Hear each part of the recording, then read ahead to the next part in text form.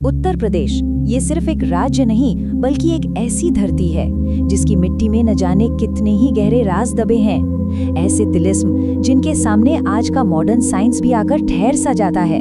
यहाँ तर्क और विज्ञान के नियम अक्सर खामोश हो जाते हैं। तो फिर सवाल ये उठता है कि क्या वाकई कुछ पहेलियां ऐसी हैं जो विज्ञान की पकड़ से हमेशा के लिए बाहर हैं, जिनके सामने हमारे सारे उपकरण, सारे तर्क, सब कुछ बौना साबित होता है। चलिए आज इसी की पड़ताल करते हैं। ये जो बात कही गई है ना, ये सिर्फ एक चेतावनी नहीं है, ये इस सफर की सच्चाई बताती है। हम उन कहानियों की गहराई में उतरने वाले हैं जो सिर्फ सुनी सुनाई बातें नहीं, बल्कि वो हकीकत है जिसने सच में बड़े बड़े एक्सपर्ट्स को भी हैरत में डाल दिया है। तो हमारी शुरुआत होती है प्रकृति के उन रहस्यों से जहां कुदरत खुद एक अनसुलझी पहेली बन जाती है। ये वो जगह है जहां ऐसे ऐसे चमत्कार होते हैं जिनका कोई लॉजिकल जवाब है ही नहीं। जरा सोचिए, कानपुर के पास एक प्राचीन मंदिर है जो मौसम विभाग को भी मात देता है। मॉनसून आने से कई दिन पहले इसकी छत से अपने आप पानी की बूंदें टपकने लगती हैं। और कमाल की बात यह है कि बूंदों का साइज बता देता है कि बारिश कितनी तेज होगी। बड़ी बूंदें मतलब भारी बारिश। वैज्ञानिक सालों से इन पत्थरों की जांच कर रहे हैं, पर आज तक ये नहीं समझ पाए कि आखिर चिलचिलाती धूप में ये पत्थर भविष्य का हाल कैसे बता देते हैं। अब बात करते हैं फतेहपुर के भिटौरा गांव की, जहां एक और अजूबा देखने को मिलता है। यहाँ पवित्र गंगा नदी भूगोल के सारे नियम तोड़ देती है। पूरे देश में अपने रास्ते पर बहने वाली गंगा इस जगह पर आकर अचानक से उत्तर दिशा की तरफ मुड़ जाती है। इसीलिए इसे उत्तर वाहिनी गंगा भी कहते हैं। नदी के बहाव का ये अजीबोगरीब मोड़ आज भी ज्योग्राफर्स के लिए बहुत बड़ी पहेली बना हुआ है। भिटौरा सिर्फ एक भौगोलिक अजूबा नहीं है, ये जगह महर्षि भृगु की तपोस्थली भी रही है। कहते हैं यहाँ की हवा में एक बहुत ही अलग, एक आध्यात्मिक ऊर्जा है। वहाँ जाने वाले लोग बताते हैं कि रात के सन्नाटे में अक्सर कुछ अदृश्य शक्तियों का एहसास होता है। ये एहसास डरावना नहीं बल्कि एक गहरा सुकून देने वाला होता है। दुधवा नेशनल पार्क के घने जंगल, जहाँ खूंखार बाघ और हाथियों का राज है, उन्हीं जंगलों के बीच रहती है थारू जनजाति। बिना किसी मॉडर्न हथियार या सुरक्षा के ये लोग पूरी तरह महफूज हैं। ऐसा लगता है मानो ये प्रकृति की कोई सीक्रेट भाषा जानते हैं, जिसे हम शहर वाले लोग शायद भूल चुके हैं।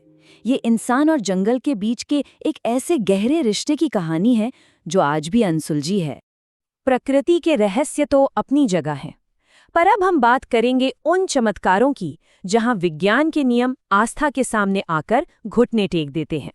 मथुरा का फेलन गांव, यहाँ हर साल होलिका दहन पर एक ऐसा नज़ारा देखने को मिलता है जिस पर आंखों को यकीन करना मुश्किल हो जाता है।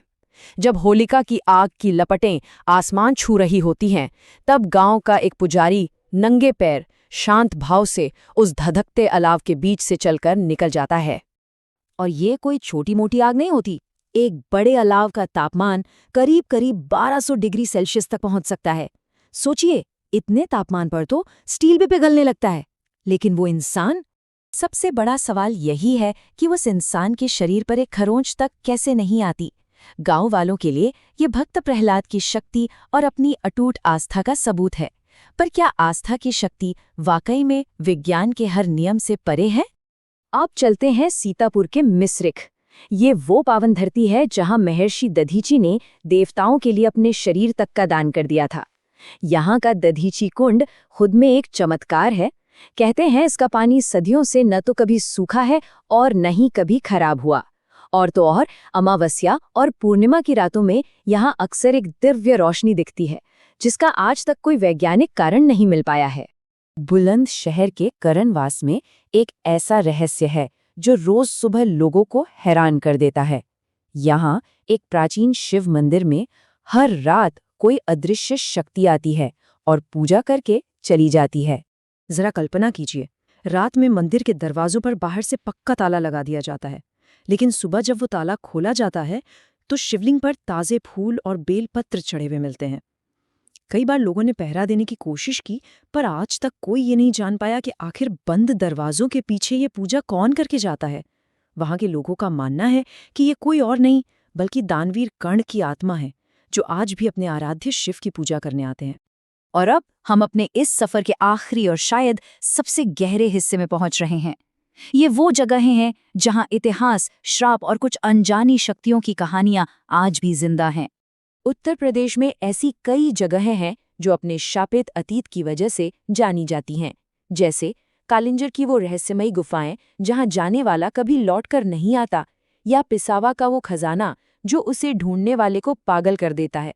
लेकिन इन सब में जो कहानी सबसे ज्यादा मशहूर हुई वो है उन्नाव के डोंडिया खेड़ा की।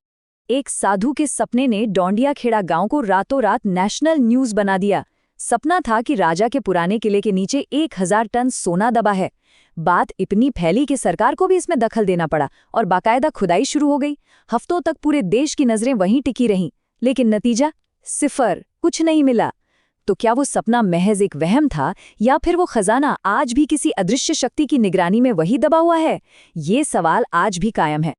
तो इन सारी कहानियों के बाद हम कहाँ पहुँचते हैं? ये हमें विज्ञान और विश्वास के उस धुंधले से दायरे में ले आती हैं जहाँ एक की सीमा खत्म होती है और दूसरे का सफर शायद शुरू होता है। ये कहानियां हमें एक साथ कई बातें बताती हैं। ये बताती हैं कि प्रकृति के ना जाने कितने ही राज आज भी हमारी समझ से कोसों दूर है। ये दिखाती हैं कि अटूट विश्वास में वो ताकत हो सकती है जो फिजिक्स के नियमों को भी झुका दे। और सबसे जरूरी बात, ये हमें याद दिलाती है कि इतिहास कभी मरता नहीं, उसकी गूंज हमेशा हमारे आसपास मौजूद रहती है। तो आखिर में बस एक सवाल छोड़कर जा रहा हूं। इस दुनिया में जहां हम हर क्यों का जवाब ढूंढना चाहते हैं, क्या कुछ रहस्यों का अनसुलझा रहना ही उनकी असली खूबसूरती है? शायद कुछ पहेलियां होती ही इसीलिए हैं ताकि हम सवाल करना और यकीन करना कभी न छोड़ें।